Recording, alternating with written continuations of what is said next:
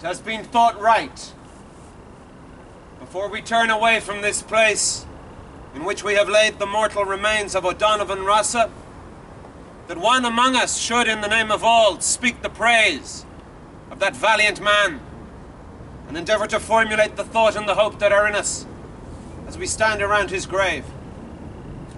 And if there is anything that makes it fitting that I, rather than another, that I, rather than one of the grey-haired men who were young with him and who shared in his labour and in his suffering, should speak here, it is perhaps that I may be taken as speaking on behalf of a new generation that has been rebaptized in the Fenian faith and that has accepted the responsibility of carrying out the Fenian program.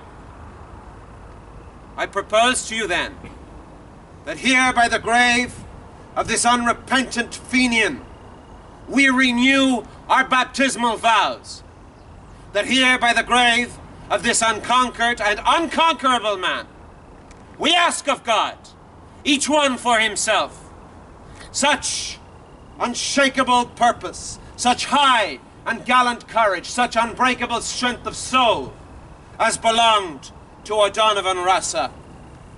Deliberately here we avow ourselves, as he avowed himself in the dock, Irishmen of one allegiance only.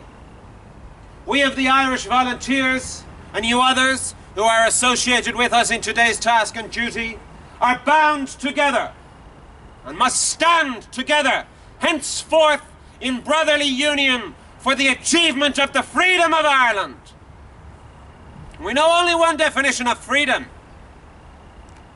It is Mitchell's definition. It is Tone's definition. It is Rossa's definition.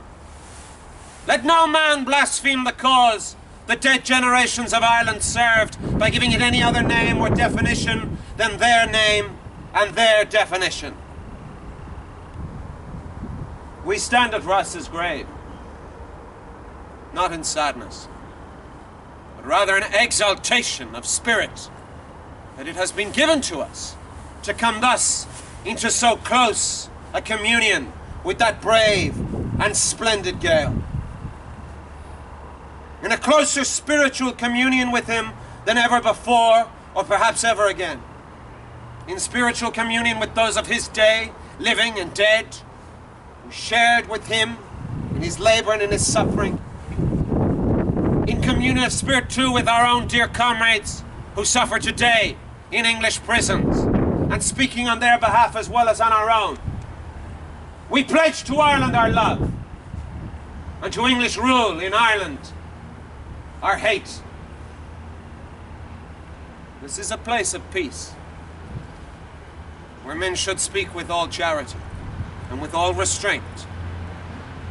And yet I hold it a Christian thing to hate evil, to hate oppression, to hate untruth, and hating them, to strive to overthrow them. Our foes are strong and wise and wary, but strong and wise and wary as they are, they cannot undo the miracles of God, who ripens in the hearts of young men the seeds sown by the young men of a former generation, and the seeds sown by the young men of 65 and 67 are coming to their miraculous ripening today. Rulers and defenders of realms had need to be wary if they would guard against such processes. Life springs from death, and from the graves of patriot men and women spring living nations. The defenders of this realm have worked well in secret and in the open. They think that they have pacified Ireland. They think that they have purchased half of us and intimidated the other half.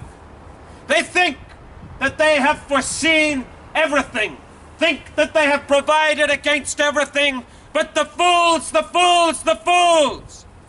They have left us our Fenian dead. And while Ireland holds these graves, Ireland unfree shall never be at peace.